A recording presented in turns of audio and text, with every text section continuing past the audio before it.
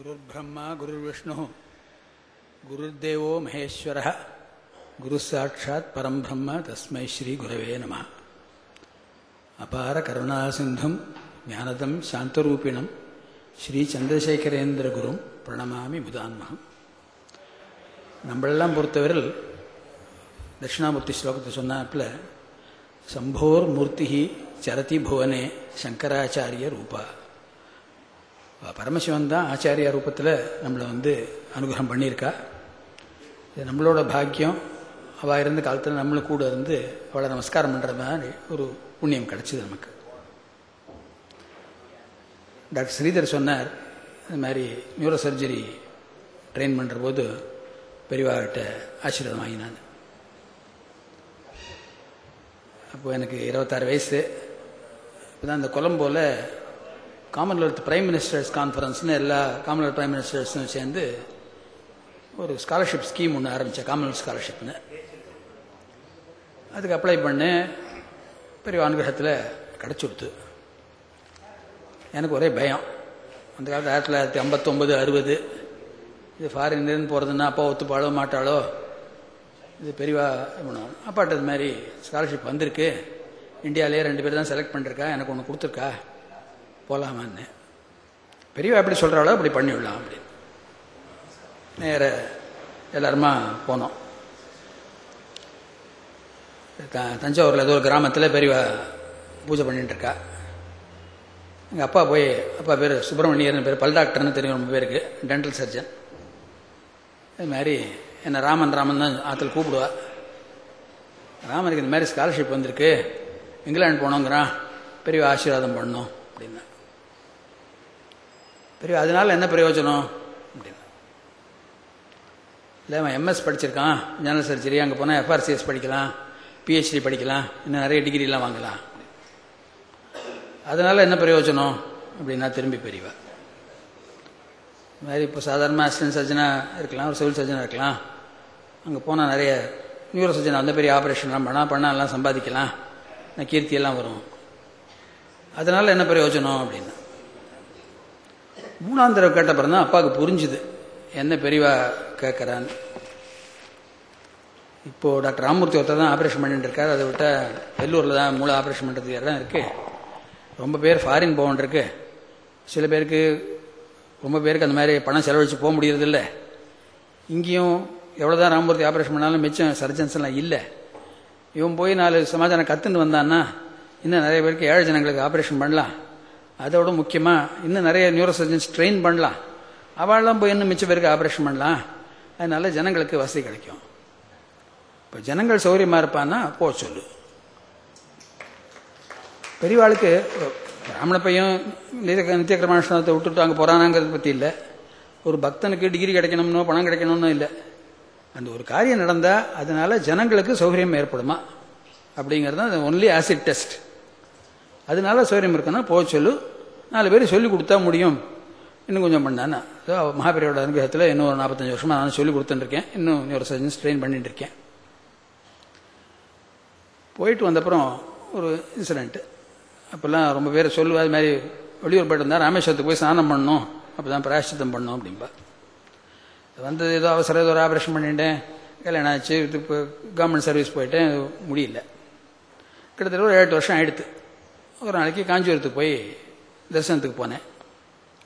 இப்போ நைஜீரியாவிலேருந்து ஒருத்தர் வந்திருந்தார். அவரும் பேசியிருந்தார். ஒரு 50-60 பேர் இந்த மாதிரி ஒரு சதஸ் மாதிரி இருந்து பெரிய உட்காந்துட்டு, இவர் எதுக்கு வந்திருக்கார் தெரியுமோ அப்படின்னு கேட்டார்.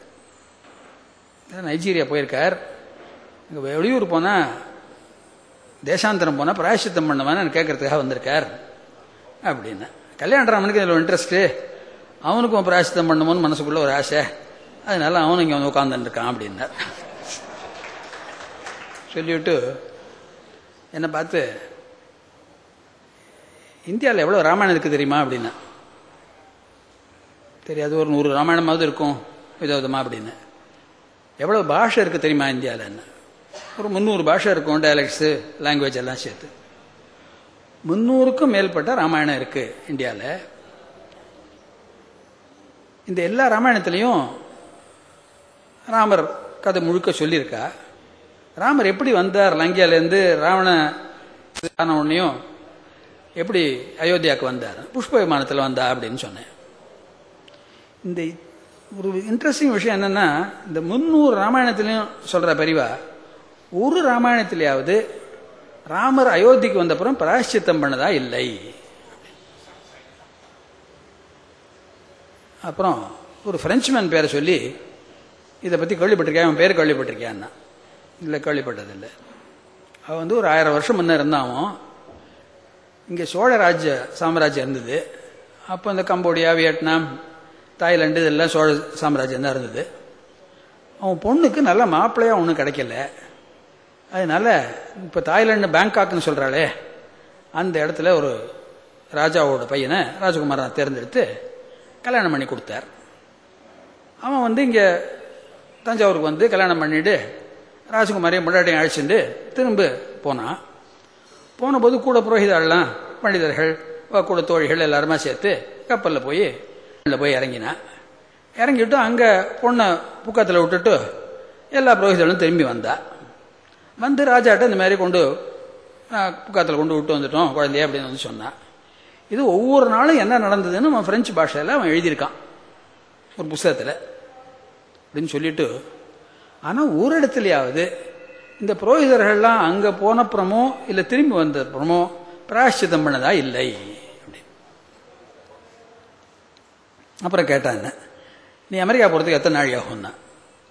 24 மணி நேரம் ஆகும். நேரம் ஸ்ட்ரெயிட் ஃப்ளைட்னா 18 மணி நேரம் 16 மணி நேரம் போயிடலாம்னா. பிராயஷ்சித்தம்ங்கிறது என்னன்னு பெரியவா சொல்றா. 3 நாள் நித்திய கர்மானுஷ்டானம் பண்ணலன்னா பிராயஷ்சித்தம் பண்ணணும்னு வேதத்தில் போட்டிருக்கு. அக்னிஹோத்திரமோ சந்தியாவந்தனமோ சமிதாதானமோ 3 நாள் விட்டு போச்சுன்னா அதுக்கு பிராயஷ்சித்தம் பண்ணிவிட்டு திரும்ப ஆரம்பிக்கணும். நம்மளாம் அப்புறம் சாரதம் பண்ணுற போது சொல்லுவா, இதனால் பண்ணாததுக்கெல்லாம் சேர்த்து வச்சு ஒரே நாளை பண்ணி பிராயஷ்சித்த மந்திரம் சொல்லிவிட்டு அப்புறம் சாரதம் ஆரம்பிப்போம். அதனால பிராயஷ்சித்தம்ங்கிறது ஃபாரின் போகிறதுக்காக பிராயஷ்சித்தம் இல்லை, கடல் கிடக்கிறதுக்காக பிராயஷ்சித்தம் இல்லை. 3 நாள் நித்திய கர்மானுஷ்டம் பண்ணலன்னா பிராயஷ்சித்தம் பண்ணோம். இங்கே இருக்கிறாள் எத்தனையோ பேர் பிராயஷ்சித்தம் பண்ண வேண்டியிருக்கும் அப்படின்னு நான் சிரிச்சுட்டேன். அப்போ நினச்சிட்டேன், காயத்ரி தானம் பண்ணிட்டு இருக்கோம், ஒரு நாள் விடப்படாது, அதுதான் முக்கியம். அதனால் interpretation of the correct interpretation. நம்ம அந்த சூப்பர்ஃபிஷியலாக எடுத்துட்டு ஃபாரின் போனால் பிராயஷ்சித்தம் பண்ணோம், இதை பண்ணால் பிராயஷ்சித்தம் பண்ணணும்னு நினச்சிக்கணும். அது அர்த்தம் இல்லை. நித்திய கர்மானுஷ்டம் தினம் பண்ணணும், அது விட்டு போனால் பிராயஷ்சித்தம் பண்ணணும். சமுத்திரத்தில் போகிற போது உப்பு ஜலம் தான் கிடைக்கும், ஸ்நானம் பண்ண முடியாது. ஸ்நானம் பண்ண முடியாதனால நித்திய கர்மானுஷ்டம் பண்ண முடியாது. அதனால புரோகிதாள் நித்திய கர்மானுஷ்டம் பண்ணாமல் இருக்கா. இதனால் 2 நாளைக்குள்ளேயே அவள் கம்போடியாவுக்கு போயிட்டா. அதனால பிராயஷ்சித்தம் பண்ண வேண்டிய அவசியம் இல்லை, 3 நாள் சேர்த்து வச்சு காயத்ரி பண்ணிட்டா. அப்படி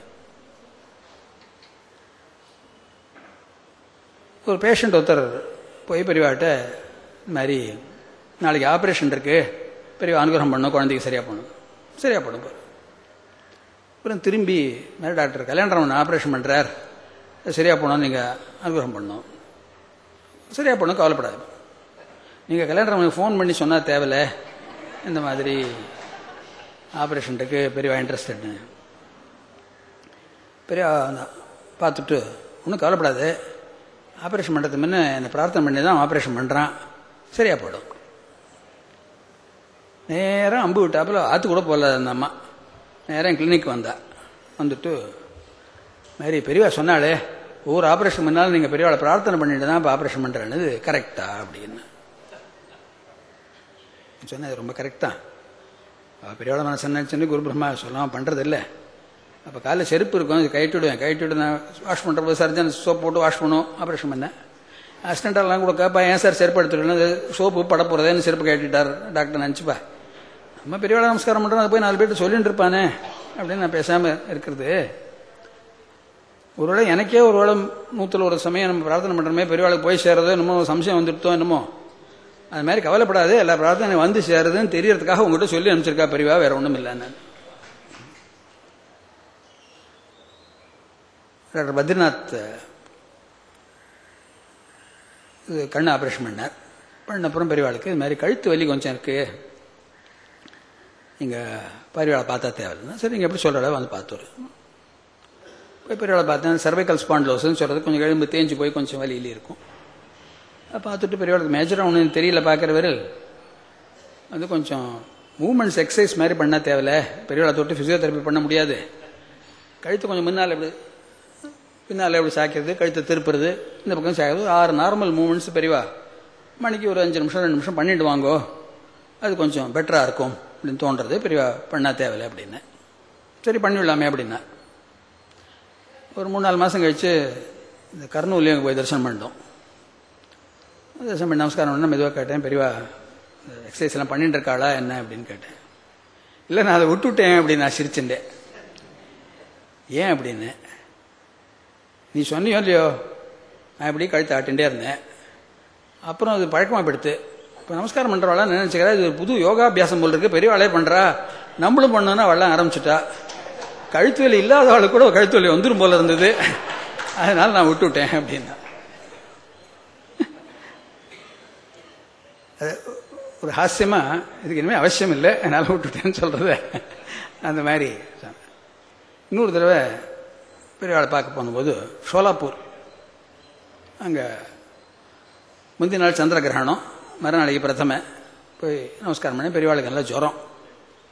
ஏன் நமஸ்காரம் பண்ணுறேன் அப்படின்னா, எல்லா பேஷண்ட்டு பார்க்கறதுக்கு முன்னாடி பெரியவாளுக்கு தான் நமஸ்காரம் பண்ணுறேன், பெரியவாளை பார்க்கறதுக்கு முன்னாடி பெரியவாளுக்கு தானே அனுகிரகம் பண்ணணும், சரி டயக்னோஸ் சரியாக இருக்கணும், ட்ரீட்மெண்ட் சரியாக, நீங்கள் தான் அனுகிரகம் பண்ணணும், யாரை நமஸ்காரம் பண்ணுறது. 105 டிகிரி ஜுரம் பெரியவாளுக்கு. அது பார்த்துட்டு நேச்சுரலாக நியூரலாஜிக்கல் ப்ராப்ளமாக ஒன்றும் இல்லை, ஜுரம் 105 டிகிரி இருக்கு, பெரியவா கொஞ்சம் ஸ்நானம் இந்த அனுஷ்டானம்லாம் கொஞ்சம் தேர்த்தம் புரோஷனம் பண்ணிக்கிறப்ப நான் சொல்ல தப்பாக இருக்கலாம், புரோஷனம் பண்ணிக்கிறப்ப வச்சுனா தேவையில்ல, ஸ்நானம் பண்ணாமல் ஒரு 2 நாளைக்கு ஜுரம் இறங்குற வரையில் அப்படின்னு. அது எப்படி முடியும், நேற்று கிரகண ஸ்நானம் பண்ணிவிட்டேன் அப்படின்னா. கிரகண ஸ்நானம்னா என்னன்னு தெரியுமா உனக்கு அப்படின்னா தெரியாது. இந்த கர்னூலில் தங்கி இருக்கிறத பார்த்து நதி ஓடுறது, நதியில் போய் ராத்திரி கிரகணத்தும் போது நடுராத்திரி மூக்கை பிடிச்சிட்டு உச்சிக்கு மேலே தண்ணி வராப்பில் மூக்கு போடணும், அதான் கிரகண ஸ்நானம். நதி சாயங்காலம் அப்படி பண்ணினேன் ஜுரத்தோட. என்ன சொல்றதுன்னு தெரியல. ஒரு தடவை இல்லடா, 108 தடவை சொன்னேன். 105 டிகிரி ஜுரத்தோட நடுராத்திரி போய் நதியில் 108 தடவை முழுக்கு போட்டு வந்திருக்கள். இது நான் என்ன வைத்தியம் பண்ண போறேன், இதுக்கு சந்திரமௌலீஸ்வரர் தான் காப்பாத்துறார். நாங்கள் பண்ணக்கூடியது சந்திரமௌலீஸ்வருக்கு இது பண்ணோம், பிரார்த்தனை பண்ணிட்டு எங்களுக்காகவாது நீங்கள் ரொம்ப நாள் நல்ல ஹெல்த்தில் இருந்து அனுகிரகம் பண்ண தான் நாங்கள் வேண்டிக்கலாம், நான் என்ன ட்ரீட்மெண்ட் பண்ண போறேன். அவளோட ஒரு அப்ரோச்சே ரெண்டலி டிஃப்ரெண்ட். ஒரு குழந்தைக்கு ஒரு சின்ன வயசில் ஒரு டிபி மென்ஜைட்டிஸ் வந்துடுத்து, வந்து ஒரு சைடு கொஞ்சம் பேராலிசிஸ் மாரி ஆயிடுது, ஃபிட்ஸ் வருது, சிரமப்படுறது குழந்தை. அப்பா அம்மா தூக்கின்னு வந்தா, பெரியவா முன்னால் வச்சுட்டு குழந்தை மாதிரி சிரமப்படுறது. எவ்வளவோ பேருக்கு பகவான் நல்ல குழந்தையெல்லாம் கொடுத்துருக்கார், எங்களுக்கு இந்த மாதிரி குழந்தை வந்திருக்கு. எவ்வளோ பேர் குழந்தைலாம் படிச்சுட்டு அமெரிக்கா போகிறா, அங்கே போகிறா, இங்கே போகிறா, சம்பாதிக்கிறா, கீர்த்தியாக இருக்கா. மாதிரி வியாதிக்கார குழந்தையா பகவான் கொடுத்துருக்கா, அங்கே என்ன பாவம் பண்ணோன்னு தெரியல, இது பெரிய அனுகிரகம் பண்ணி சரியா போனோம் அப்படின்னு பெரியவா சொன்னா. ஏதோ பிராரப்த கர்மால அந்த குழந்தைக்கு ஒரு சஃபர் பண்ணம்னு இருக்கு பூர்வ ஜென்மத்து இதில். ஆனால் கொஞ்சம் நல்ல கர்மாக்களும் பண்ணியிருக்கு. அதனால பகவான் வந்து உங்களை தண்டனை பண்ணல. பகவான் உங்களை தண்டனை பண்ணுறாரு, நீங்கள் வருத்தப்படாதீங்கோ. ரொம்ப பணக்கார குடும்பத்தில் இந்த குழந்தை பிறந்ததுன்னா அவள் ஏதோ காரில் ட்ரெயினில் போயிட்டு இருப்பா, ஒரு வேலைக்காரியை வச்சுட்டு இந்த குழந்தைய பார்த்துக்க சொல்லுவா. அப்பா அம்மா பார்த்துக்கிறாப்புல எந்த வேலைக்காரையும் சம்பளத்தை வாங்கிட்டு பார்த்துக்க மாட்டேன். இல்லை ரொம்ப ஏழை குடும்பத்தில் பிறந்தது தான் அந்த குழந்தை, அவளுக்கு நித்தியம் அன்னன்னைக்கு சாப்பாட்டுக்கே சம்பாதிக்கிறதுக்கு பொறுத்து தான் சரியாக இருக்கும், இந்த குழந்தைய பார்க்கறதுக்கு நேரம் இருக்காது.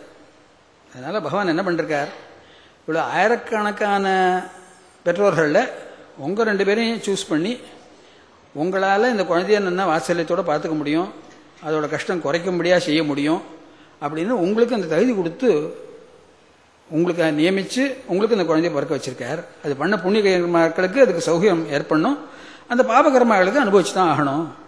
அதனால you are not the people punished by God, you are his chosen ones. பகவான் உங்களுக்கு அனுகிரகம் பண்ணியிருக்காரு, இப்பேற்பட்ட காரியம் மிச்ச ஒருத்தரையும் ஒப்படைக்க முடியாது, உங்ககிட்ட தான் ஒப்படைக்க முடியுங்கிறதுக்காக தான் அந்த குழந்தைய உங்ககிட்ட கொடுத்துருக்கார். இந்த பகவான் கொடுத்த கைங்கரியத்தை நன்னா பண்ணுங்க. இன்னொரு பேஷண்ட் ஒருத்தர் மென்டலி ரிட்டார்டட் சைல்டு, அதுக்கு ஒன்றுமே தெரியாது, ஆகாரம் கேட்காது, பிரெயின் டெவலப்மெண்ட் இல்லை, பேச முடியாது, நடக்க முடியாது, உட்கார முடியாது. அந்த குழந்தைய அதான் ஊட்டணும், அதான் எல்லாம் பண்ணணும். பெரிய ஆட்டை கொண்டு வந்து இந்த மாதிரி மென்டல் ரிட்டார்டட் சைல்டாக இருக்கே, என்ன பண்ணுறது, இப்போ ஒன்றும் இதுவே இல்லையே, இம்ப்ரூவ்மெண்ட்டே இல்லையே, பல வருஷம் ஆச்சே, டாக்டர் எல்லாம் கேட்டால் ஒன்றும் பண்ண முடியாதுங்கிறா, அதுக்கு மருந்து ஒன்றும் இல்லைங்கிறா, ஆப்ரேஷன் பண்ண முடியாம மட்டும் ஆப்ரேஷன் பண்ண முடியாதுங்கிறா, என்ன பண்ணுறதுன்னு எங்களுக்கு தெரியலையே அப்படின்னு அழுதுட்டா 2 பேரும். அந்த குழந்தைக்கு வலி தெரியறதா அப்படின்னு கேட்டா, இல்லை வலி ஒன்றுமே தெரியல. பசி இருக்கா, சாப்பிடணும் கேட்கறதா, இல்லை பசியே ஒன்றும் தெரியல, தாகம் தெரியல, நாங்களா சாதம் போட்டால் தான் உண்டு. கோபதானம் வருதா, கோச்சுக்கிறதா, அழறதா, இல்லை அதுவும் இல்லை, அப்படியே இருக்கு, நாங்களா சாதம் ஊட்டினா சாப்பிட்றது, இல்லைன்னா பேசாமல் இருக்கு, தூங்குறது. எவ்வளவோ ஆயிரக்கணக்கான வருஷங்கள் தபஸ் பண்ணி நம்ம எதிகள்லாம் ஆசை இருக்கப்படாது, பசி தாகம் இருக்கப்படாது, கோபம் வரப்படாது, துக்கம் வரப்படாது, அப்போ ஏற்பட்ட நிலையை ஆயிரக்கணக்கான வருஷம் தபஸ் பண்ணி அவள்லாம் இருக்கா. இந்த குழந்தைக்கு பகவான் பிறவிலேயே அந்த மாதிரி கொடுத்துருக்காரு. நீ ஏன் அதுக்காக கஷ்டப்படுற? அதுக்கோ கஷ்டம் இல்லை, அதுக்கோ துக்கம் இல்லை, நீங்க 2 பேரும் ஏன் கஷ்டப்படுற? அதுக்கு வலி தெரிஞ்சு அழணுமேனு ஏன் கஷ்டப்படுற?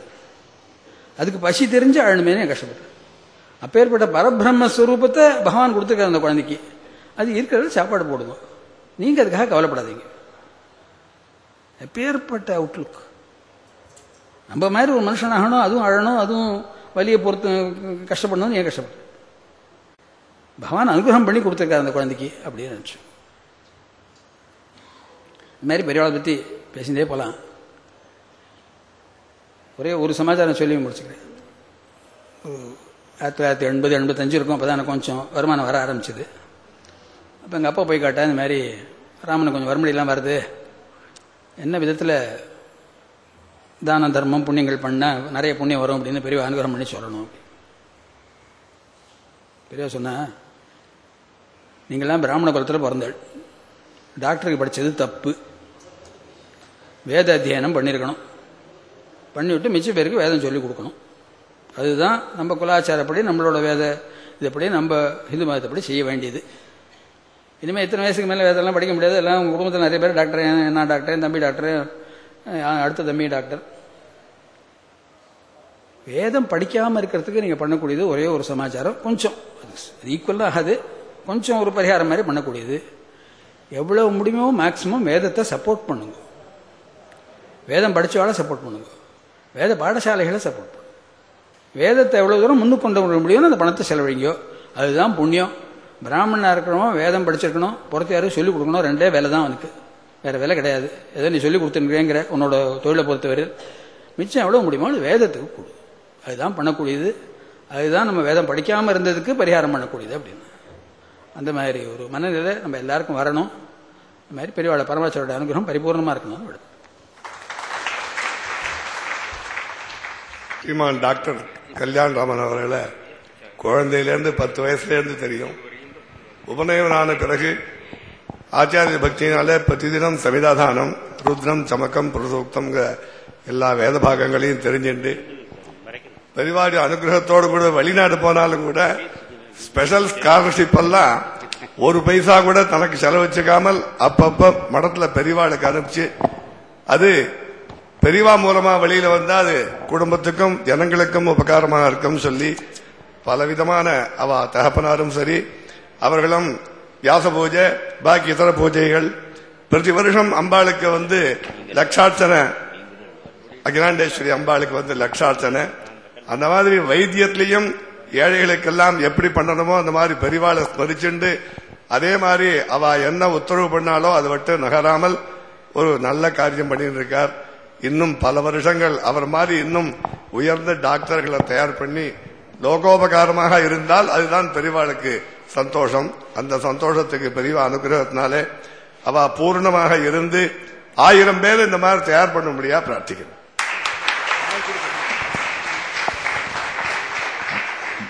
ஸ்ரீ தினகர சர்மா அவர்களும் 2 வார்த்தை பேசுவா டாக்டரை பத்தி.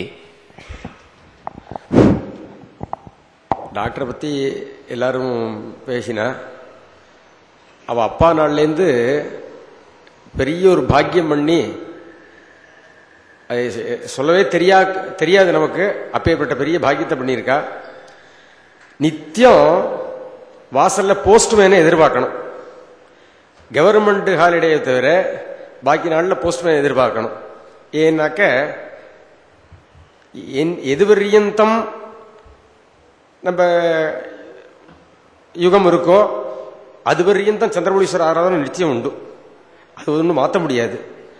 அதுவரியந்தம் நித்தியபடி பாத பூஜை, நித்தியபடி பிக்ஷாவந்தனம்.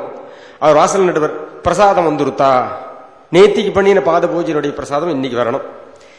இவா என்னைக்கு பெரியவாள தரிசனத்துக்கு கிட்டக்க போறாளோ அன்னைக்கு இவாளவே சொந்தமா பாத பூஜை பண்ணணும், பிக்ஷாவந்தனம் பண்ணணும். பாக்கி நாளையும் இவ இல்லையேன்னு பிக்ஷாவந்தனம் நிற்கப்படாது, பாத பூஜை நிற்கப்படாது, கோவுக்கு ஆகாரம் கொடுக்கறது நிற்கப்படாது. அப்படிங்கிறதான பெரிய தர்மத்தை பண்ணி நித்திய பிரசாதம் வரதா பிரசாதம் வரதா பிரசாதம் வரதா பார்த்துட்டு அதை விட்டுட்டு அப்புறம் தான் ஆகாரம் தகப்பனா இருக்கு. அப்படி பெரிய மகத்தான தர்மம் யார் பண்ண முடியும்? அது பெரியவா சொல்லணும், அவ செய்யணும், அதுதான் முடியும். அதனால் பெரியவாவுடைய இடத்துல எல்லாருக்கும் க்ஷேமம் உண்டாகணும் பிரார்த்திக்கிறேன்.